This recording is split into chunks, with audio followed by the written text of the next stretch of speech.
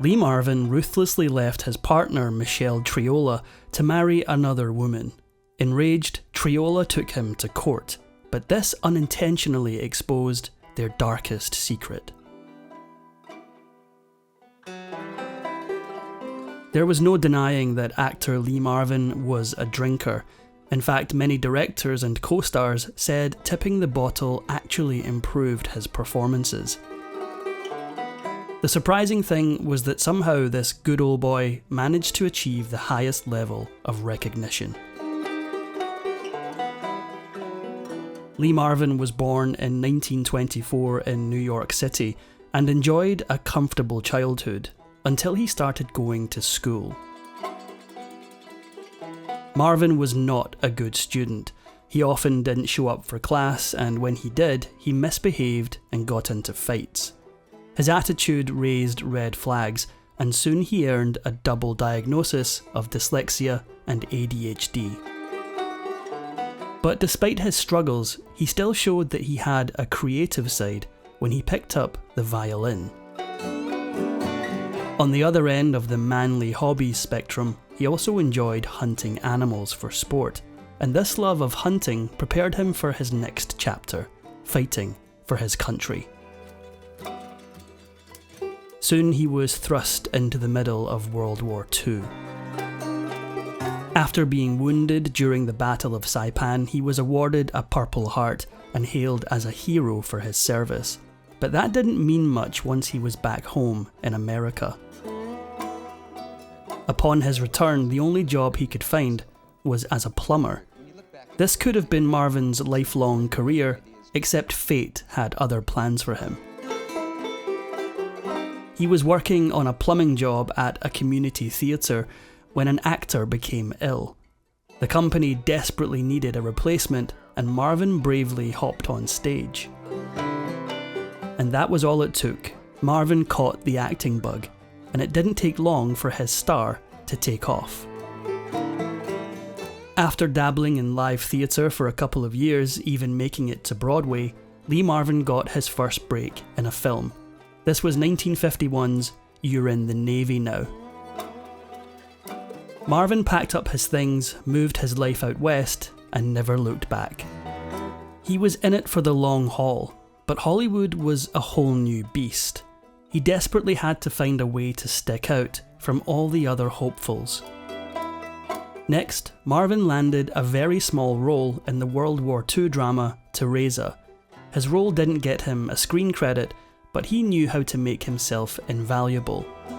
Seeing as he had actually served, Private First Class Marvin offered up his expertise. He helped out his fellow actors and even the director with information about what World War II was really like. Word got around about this Lee Marvin character, and things started happening very quickly. While 1952 was a busy year, Lee Marvin squeezed in the time for a Las Vegas marriage to Betty Ebeling, and by 1958 they had 4 children. Marvin was now a family man, and making movies was the only way he had to support them. Hungry mouths depended on him getting roles. He took his role as a supportive father seriously and made an astonishing 7 movies in 1953. After he appeared opposite Marlon Brando in The Wild One, Marvin was officially a bad boy of Hollywood. More roles came his way, and so did a very scary reputation. That same year, he landed another iconic villain role in Fritz Lang's The Big Heat. Here he plays Gloria Graham's vicious boyfriend. In the film, he does something that horrified audiences. He pours scalding hot coffee on his girlfriend's face. Lee Marvin was a villain on screen, but he was also somewhat of a villain on the home front. On 1954's Gorilla at Large, Marvin met Anne Bancroft, and a secret romance began. This wasn't just a brief fling. The two kept this relationship up when they worked together again on A Life in the Balance. Marvin had played countless baddies over the years, but in 1957 he finally got the chance to be the good guy. He landed the starring role as a tough Chicago detective in the TV series M Squad. The series wasn't the career boost that he hoped. It ended after 117 episodes, and Marvin was seemingly worse off than when he started. For some reason, no one seemed to want to hire him. He didn't work for a full year, and in his depression, he started down a dangerous path. Lee Marvin did eventually get back on his feet, and was soon aboard a fake ocean liner filming the drama Ship of Fools. But by now, Marvin was quite the accomplished drinker, and so was his co-star. Vivien Leigh had wowed audiences in Gone with the Wind, but by now was sinking into depression and the bottle. The two actors didn't like each other right away, but there was someone else on set who was a lot friendlier with Marvin. Club dancer and singer Michelle Triola had a small part on board Ship of Fools, and she caught Marvin's eye. A romance soon began, and a few weeks later Marvin did something completely impulsive. He moved in with her. Ship of Fools had been a little higher brow than most of Marvin's offerings, so his other film that same year, the comedy western Cat Ballou, felt more like a natural fit for Marvin's good old boy attitude. His constant drinking made filming a miserable experience for his co-star, Jane Fonda. Cat Ballou was a silly western comedy, but this time around, Marvin was playing two separate and incredibly different characters. The role required him to stretch his acting abilities further than usual, and the Academy noticed. To everyone's surprise, especially Fonda's, this dual character role in a silly comedy western won Lee Marvin the Academy Award for Best Actor. He was now an Oscar winner, and he was ready to cash in on the perks that came with it. Marvin's salary had grown exponentially, but his on-set attitude stayed exactly where it was. His unprofessional behaviour led to bust-ups with Burt Lancaster on The Professionals and John Vernon on Point Blank. Marvin was throwing his weight around, especially when it came to money. In 1969, acclaimed director Sam Peckinpah was making a new western called The Wild Bunch. Because of his performance in The Dirty Dozen, Peckinpah wanted Marvin. Everything about this movie said hit, except for one thing. Marvin's salary wasn't quite up to what the newly awarded actor now expected. Just as he had agreed to appear in The Wild Bunch, another offer came along. This was also a western, but had something different about it. It was a musical. Another big difference was the paycheck, which was much higher. Marvin brushed up on his singing and jumped ship. This would be a big mistake. The film Marvin didn't choose, The Wild Bunch, is considered to be one of the greatest films of all time, while Paint Your Wagon has a 33% approval rating on Rotten Tomatoes and is known almost entirely because of a Simpsons reference. Here comes Lee Marvin, thank God, he's always drunk and violent. At least it wasn't a complete loss. It earned Marvin something he wouldn't have dreamed of in a million years. Marvin was drinking pretty heavily while filming Paint Your Wagon, but that may have helped him in the end.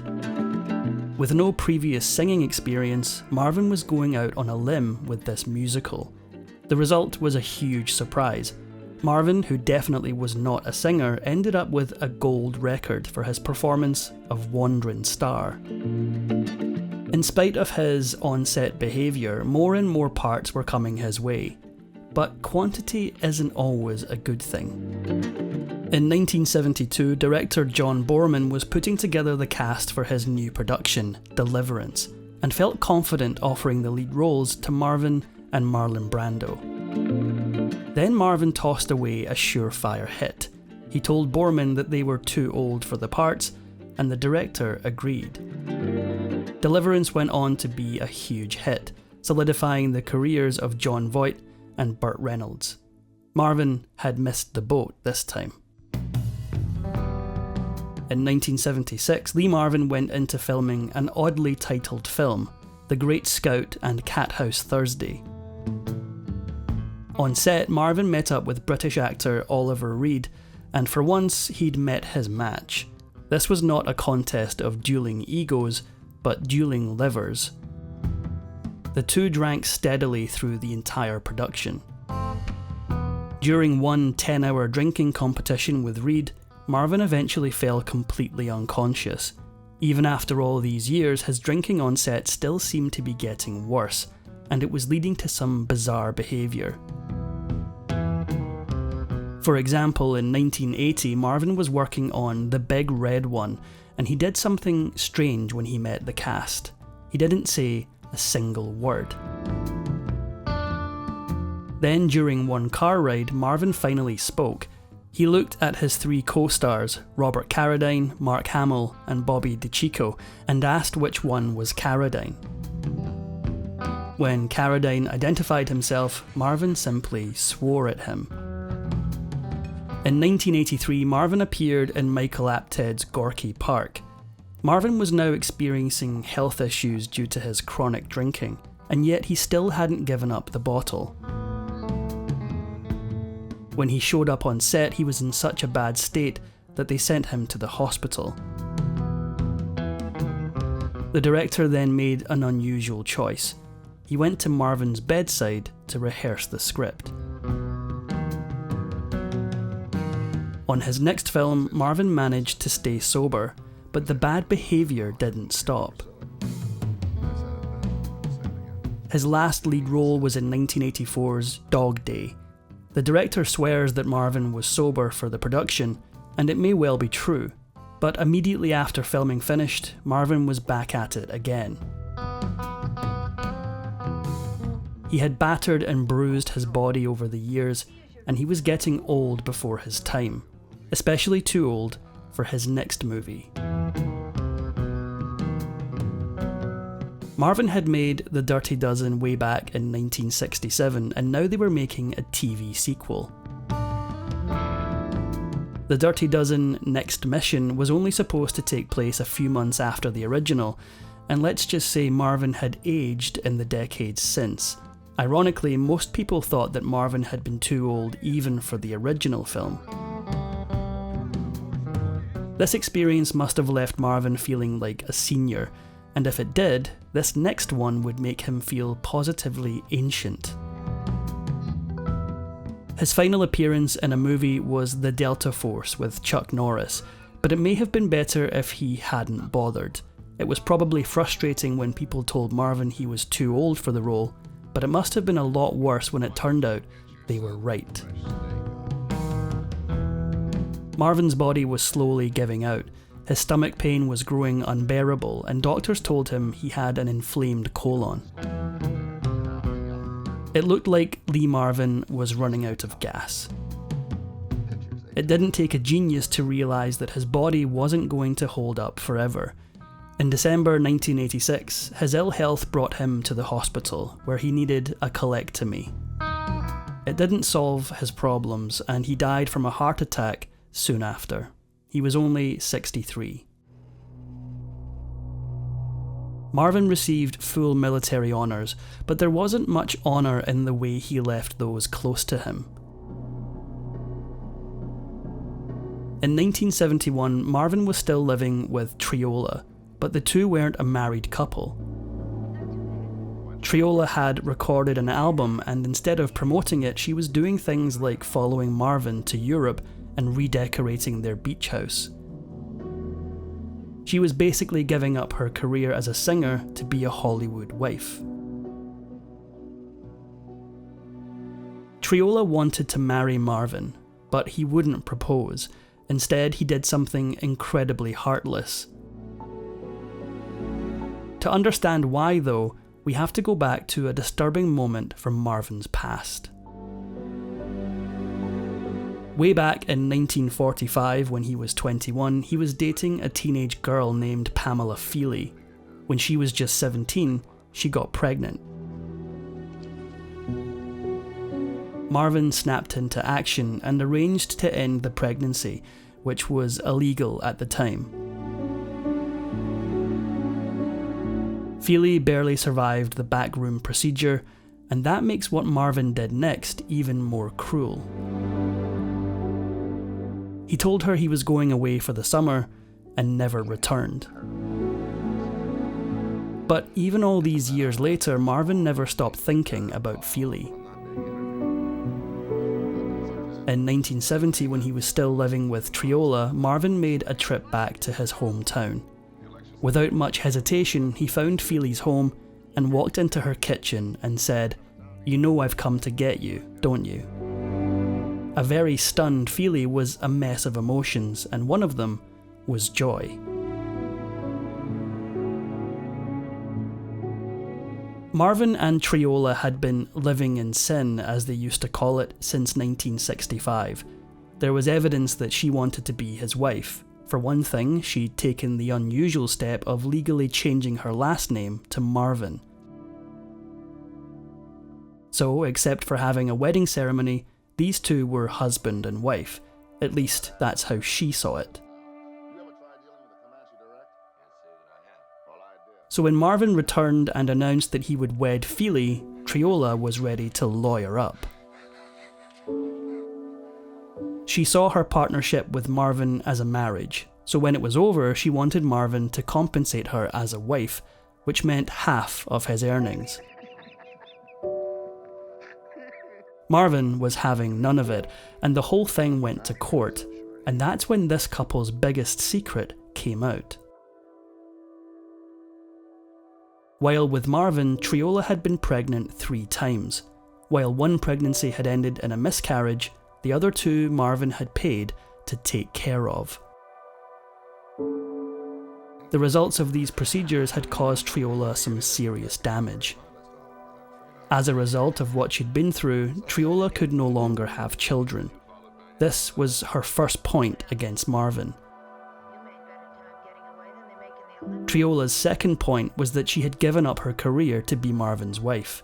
Then she mentioned his drinking problem just for good measure. Now it was up to the judge. When the verdict came down, Triola was awarded $104,000 to start her life again. But what she'd asked the judge for was half of Marvin's earnings for the time they were together. This would have totaled $3.6 million. Both sides claimed the outcome as a victory, and the Marvins went their separate ways. Triola eventually entered a relationship with much-loved comedian Dick Van Dyke.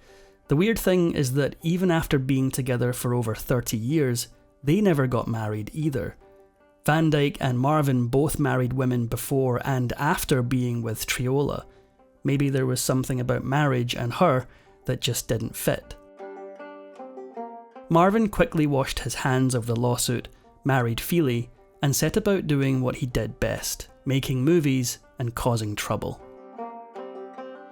After his death, Marvin's first wife, Betty Ebeling, wrote a memoir and talked about her life with him.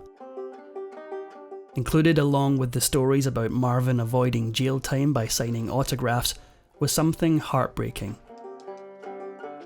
Marvin was with Ebeling for 15 years and had 4 children with her, but when he died, he left the 4 of them just $10,000 to split.